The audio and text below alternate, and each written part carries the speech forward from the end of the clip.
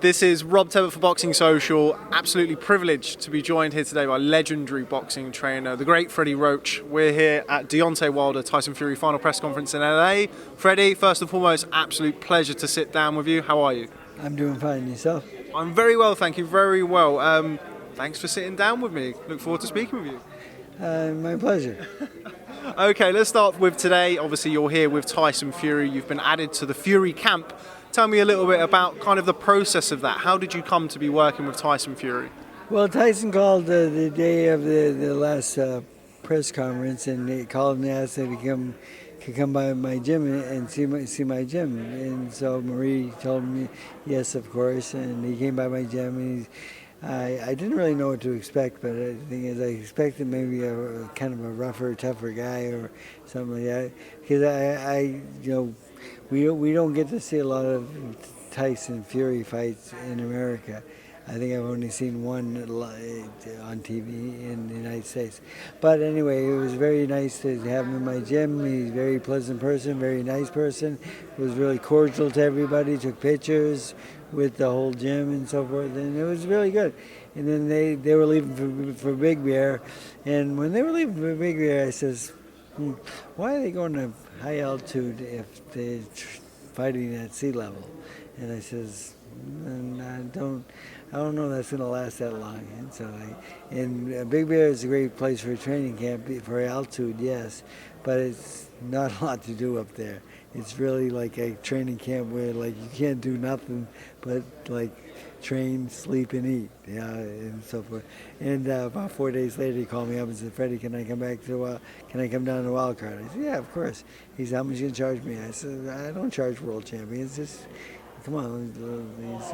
So then after the first day workout, everything went really well, and he took me to dinner, and him and his crew. And he asked me, "Freddie, can you work my corner?" I said, "Yes, sure." I said, "But you have 4 guys already." And then I says, "You don't have a cut man." And he says, "Well, do you know cut man?" I said, "Yeah, but again, we're only allowed 4 people in the corner." And I says, "I got 2 cut men that are better than me, and I can step out and let them do it. They're really good at what they do." He says, "Do you do cuts?" I says, "Yeah, of course." And he says, "You have like everything you need, medicine?" I said, "Of course I do." I said, because when young fighters are coming up and so forth, that they are cut, you have to have a cut man, and that's me. So I've been cut man many times in boxing and so forth, but so I'm officially the cut man, actually. But the thing is, the best thing I like doing with him is mitts. We did mitts almost every day, and Ben was very nice to let me work with his fighter. And Ben would do a couple rounds, and then I would jump in and do some more and so forth. So it was very, very good because he trusted me not to try to steal his fighter, because I don't do that. And so the thing is, so we worked for 4 weeks. I seen him spar 12 rounds 3 times, 4 rounds, 3 different fighters, three different guys, and he's in great shape, and he's really, really good. And he's looking really good, really good. And then like the little melee that happened today at the final press conference. That's what they get for putting two guys together. They're training to fight each other in 3 days, and that's what they get for putting them together. But the thing is, when Tyson stood up and started speaking from the standing position, I knew that he was trying to get under his skin at that point, and I think it worked very well. And I think that Wilder is a bit angry, and he might come out a little bit more hungry than usual, and I hope that happens. So, we will be well prepared for that. You're somebody who's made your reputation as an attacking, offensive coach. Tyson Fury is somebody who is, by all intents and purposes, somebody who's more known for boxing on the back foot. Given that and taking that into consideration, what was it about Tyson Fury, the fighter, that you thought, okay, I'd really like to work with him? He does box well. Oh, sorry. That's okay. Sorry. He's a very good boxer, and he does box really well. And he has great movement, great legs, and so forth. But people underestimate his power. He has great power, especially from the southpaw side. I mean, when we're working mitts, I said, "Are you left-handed?" He says, "Yeah, I was born left-handed." I says, and he said, "How'd you know?" I says, I'm catching these punches, and one's much better than the other, much stiffer. So I think I have the better puncher in the fight. And he did ask me one day, he says, "Freddie, what if I go out there and just start knocking him out in the first round?" I says, "That'd be okay." I said, "But there's a smarter way." He says, "What do you mean?" He says, "Well, you get to outbox him for 3 or 4 rounds and get him tired, break him down a little bit, and then knock him out." And he says, "Yeah, okay." He said, but I didn't say no to the attack because I kind of like that a little bit, because I feel right at this point that he's under Wilder's skin, and I think his opponent is going to come out very, very aggressive in trying to knock my guy out early, and I believe that we will catch him, because I still say we have the better puncher of the two. Now, you said that you hadn't seen an awful lot of Tyson Fury. Being the fact that Deontay Wilder is American, I'm assuming that certainly before Tyson Fury joined your camp, or vice versa, that you'd seen more of Deontay Wilder than you had Tyson Fury. Yes. Yeah, because he's American. He fights in New York quite a bit. I know he's trained very well, Olympic gold medalist, and a very nice person. Actually, he fought against Mark Breland one time when I had Marlon Starling back years ago, and Marlon got robbed really bad. But I think they called that a draw, but it wasn't. But anyway, but again, I've only seen Tyson fight maybe one time on TV here in America. And but since we've been working together and so I've seen almost all his fights, all that's available, and Marie's quite good at getting information for me, and so he is a very good fighter, very flowing, good boxer. But he's a better puncher than people realize. He can really punch hard. He does have really great power, and we might see it earlier than expected. Tell me about your relationship with Ben Davison. There's a few eyebrows raised with you joining the camp. Ben is somebody who, like yourself, once upon a time, is a young coach, kind of making his way in the sport. The addition of somebody such as yourself, somebody very experienced, a few people, rightly or wrongly, and maybe you can enlighten me, saw that as potentially Tyson needing that more experienced person in the corner. Just explain to me, if you can, your kind of relationship with Ben and what Ben's role is, or if Ben's role has changed at all with your addition to the team. No, Ben's role has not changed. He's the speaker in the corner. If I have something to say, I'll say to Ben on the floor, and if he wants to relay it to Tyson, that'll be his choice. Because I believe only one person speaks in the corner. We don't have like 4 guys yelling at the fighter. Just one guy speaks, and so he can understand everything and so forth. I'm very, very professional about that. And the thing is, I take my hat off to him for trusting me to be good with his fighter. I mean, the things we worked on in the midst and so forth was a little bit different from what he does and so forth. And because I know this guy throws the overhand right quite a bit and so forth, and I thought he needed more ways to block it than one. And so the thing is, we worked on that an awful lot. And Ben, I took my hat off to Ben for letting me work with his fighter, because that's usually not the case that it would happen. Like most guys would be too worried that they would lose their fighter and so forth. But the thing is that I'm not here to steal fighters, and he asked me if I could help, and I said of course I can. And so it worked out very well. We all worked as a team together. It was really a good atmosphere. Everyone was happy, and Tyson was getting better and better every day. Now, as I said, you were sort of once upon a time one of the young new kids on the block. I mean, you studied under the great Eddie Futch. Is there elements of you that kind of sees Ben as this young trainer kind of making his way? And do you see similarities from when you were starting and when he was starting? He's somebody who kind of, his age gets brought into it a lot more than potentially it should. Yes, because I was young too when I started training and so forth, and I was 27 He's 28. And, Ben's a young man and so forth. But his knowledge is really, really quite good because I've watched him work. He's come to my gym before and just worked out on his own. And I watch his technique and so forth, and he does very well. He's fundamentally very sound. And I just don't know if he gets the message over to the fighter as well as I do, because I kind of know how to talk to fighters at this point. That and sometimes if I can't get their attention, I will slap them. And I did that to Johnny Tabby one time, right? And Tabby, after the fight, I went to shake his hand, he slapped me in the face, and now we're even. So, but it does, I don't like to slap fighters because, they really got to be messing up for me to slap them, and they need to make an adjustment somewhere very quickly, or they're gonna get beat. So I do. It does happen once in a while. But the thing is, Ben is a good young guy, and so forth. And I just keep working at what he's doing. He's doing a great job. I think he's doing a very good job. Fundamentally, he's very sound.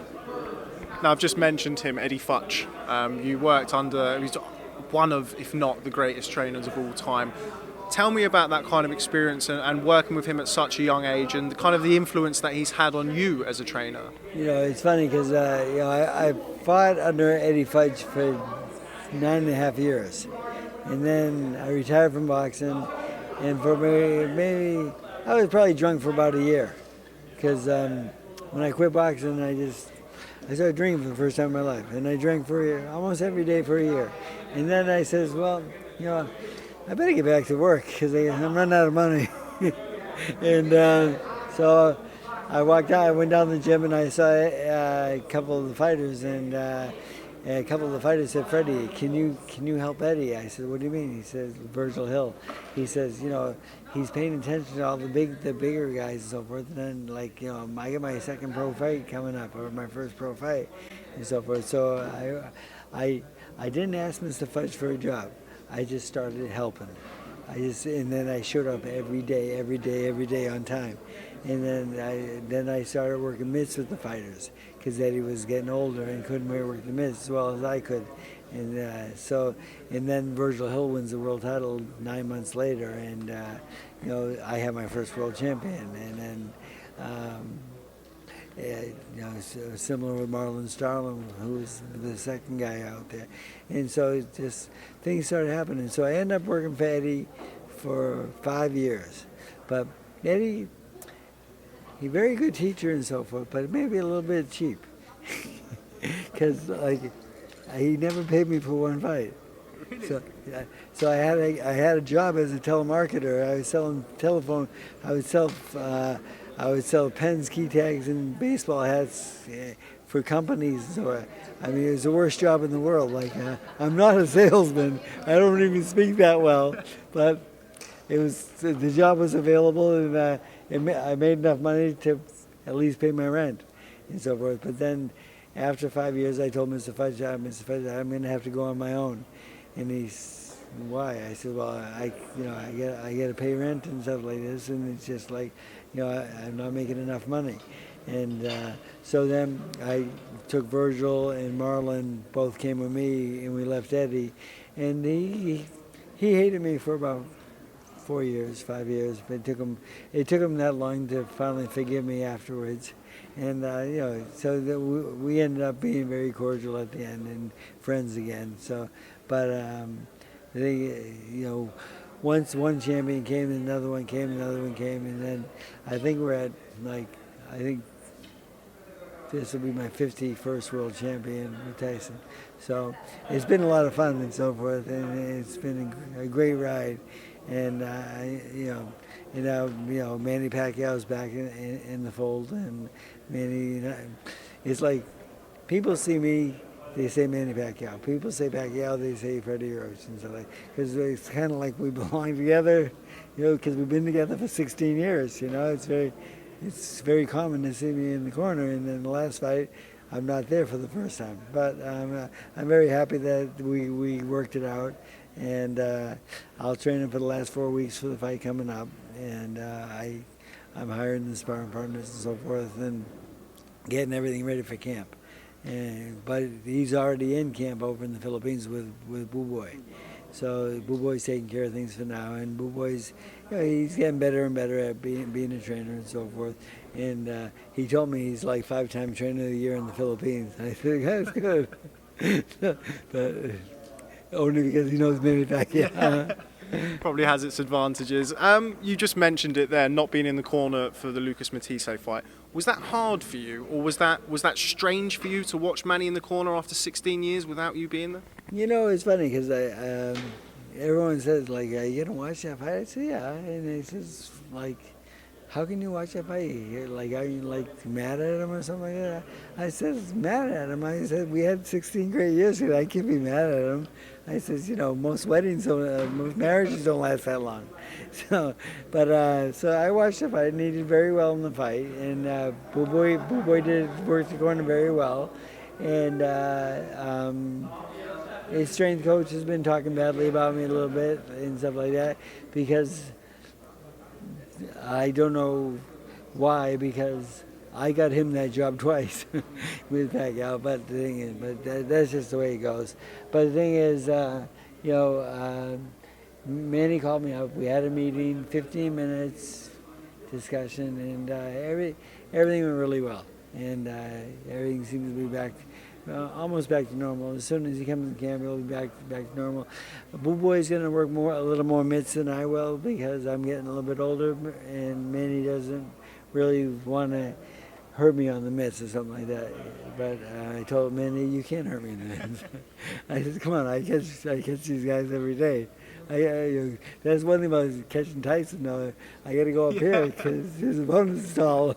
So, but it's work, but it's still fun. So, now I'll have this. I believe I'll have a champion on Saturday, and then Manny will win his fight against Broner. And I know Broner very well, and we're actually quite good friends. Actually, I've known Broner since his 4th pro fight, and I met him before he went a little crazy, because he was a nice person at one time. I mean, I had a fighter losing weight and going to a sauna, and he says, "Can I come with you?" And I says, "Yeah, okay." I said, "Are you fighting on the show?" He said, "Yeah." I said, he said, "Freddie, I think I'm going to go in the sauna with your fighter." I says, "Are you overweight?" He says, "No." I said, "Well, why do you want to go in the sauna?" He says, "I don't think it's right for him to be in there by himself." I says, "This kid's a really nice kid, He went in the sauna for like a half hour with my fighter to keep him company." I said, "Wow." That was like, and he was fighting the next day. And I thought that was maybe really nice. So when he sees me, hi, Mr. Roach. He's always very, very cordial and so forth. But again, we're going to war, though. The strategy is to beat him, and I'm going to come up with the best game plan for Pacquiao to do that. Right, I know you've been doing this for a long time, so I've got a couple more questions. I would not forgive myself if I didn't ask you about my favourite fighter, James Toney. Tell me about working with James Toney. All right, now, maybe, okay. I'm going to swear, because I'm quoting him. "You motherfuckers have to train. I was born to fight." You know what? That might be halfway true. I mean, he was like one of the most natural fighters I've ever worked with in my life. And if he had a little bit of discipline, just a little bit of discipline, he could have been the greatest fighter of all time. Unbelievable. He's not doing well right now. Last time I saw him, he brought a $30,000 watch and wanted to sell it to me for $5,000. I gave him $5,000 and I gave him the watch, and I said, I don't want, I'm not going to buy nothing. You've been good to me, and you're a great fighter, and he is now a bounty hunter. And I says, oh boy, this is going to be exciting. Yeah, it's funny because I ran into Rock the Bounty Hunter, the real one that lives in Hawaii, and I met him a couple weeks ago, and I said, how's James going to do? He says, he's doing okay, he's just going to calm down a little bit. Because he likes guns and stuff like that. And he might shoot somebody. So he's not doing great, but he's broke, and I feel badly for him. But he was probably one of the greatest natural fighters I've ever worked with. I mean, talent, the moves he made, unbelievable. Just really, really talented guy. Yeah. What's your kind of outstanding memory with James Toney? For me, it will be my favourite piece of corner advice that I've ever heard was Vasily Zhirov going into, I think it was the 11th, you said, he's looking for a reason to quit, give him one. What's your kind of lasting memory of working with James Toney? As I understand, he was quite a live wire in the gym. Yeah. During that same fight, I said, because James was fighting off the ropes, and sometimes the rookie judges don't know really how to score fights because you're on the ropes and think you get beatings over. I said, James, put him on his ass. Now, into the 12 rounds, yeah. Right. And then, that was maybe his greatest performance ever. But the thing is, you've got to consider when he beat Holyfield. Now, Holyfield is the toughest guy in the world, probably. I mean, just game guy. Don't like him personally, but he's not a nice person, in my opinion. But anyway, I mean, he had him, but James had him body shots, and he's lifting his knee and stuff. Oh my God, James! Yeah, and James just beat him so badly. It was just so easy. The best performance is the fight you talked about. Yes, yeah, because he ruined that fighter. That fighter was never the same after that. And but those are maybe his two greatest wins, at least for me, for being in his corner and giving him the strategy to go out there and do it. Well, you didn't really have to give him a strategy though, because he's just all you have to do is put him on automatic. He's just, like he said, he was born to fight. He really, I do believe that 90% of the champions in the world were born to be champions. I mean, I honestly think that. Yeah, so, one thing about Tyson, Fury, I tell people, anyone who ever underestimates this guy is a fool, because, Wilder, anyone in the world, all those guys, they better not underestimate. They better train their ass off him and be in shape, because this guy knows how to fight. And he told me, Freddie, I'm a gypsy. I said, yeah, okay, I don't really know what a gypsy is. I said, but the thing is, he said, but I've been fighting my whole life since I was 2 years old and stuff he's just and he knows how to fight very well. And that's why I like him so much in this fight. And I really think I have the better puncher, and I think we're going to knock him out. Okay. Final question. I have been keeping it to two, but you like to talk and I like to listen to you, Freddie, so we just have to keep it going. Where would you compare Tyson Fury? You've worked with Mike Tyson, you've worked alongside, worked with Vladimir Klitschko. Where would you rank Tyson Fury among the heavyweights that you've worked with? I mean, you worked with Tyson, Toney, Klitschko. Where would you rank him among those guys? He fits right in there, but you've got to consider the time the date we live in now. Heavyweights are a lot bigger now than they used to be. Could a 205-pound James Toney deal with a 250 pounds Tyson Fury? I'm not so sure. The heavyweight division, I mean, people are just so bigger and stronger, and can they take Mike Tyson's punch? If they can take Mike Tyson's punch, could they get to him a little bit? Maybe. Ali, Ali would win a lot of fights by trying to get in your head and so forth. But then, was he big enough to fight a guy that's 6'9", and he's only 6'3"? It's really difficult to say who's the best. I mean, you have to categorize them by times, I think, because You know, they're just so much bigger today and so much stronger, and now we have the world of drugs, which doesn't help anything drastically, but I feel like the fines aren't big enough for the fighters, so the fighters can keep doing it. Like if you're an Olympic track person and you get caught on drugs, you get suspended for 2 years. If the second time you get it, it's suspended for life. I mean, if they did that to fighters and suspended them for life, they would think twice about taking drugs and so forth. And it's really bad though, because we're in a combat sport, and the thing is, you can kill somebody in there, and you really don't want to kill anybody for a sport, you know, so forth. So, Tyson could deal with all those guys, yes.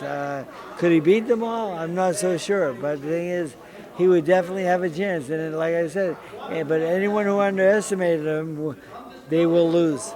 They will. And I think that's happened here. You watch Saturday night. Well, there you have it from the great Freddie Roach. Freddie, I could sit here for another hour, 2 hours, 6 hours and just talk to you, but I appreciate that you've been a very, very in-demand man today. I will let you leave as much as I don't want to. Thanks very much for speaking to Boxing Social. Real pleasure. The legendary Freddie Roach. Good, thank you.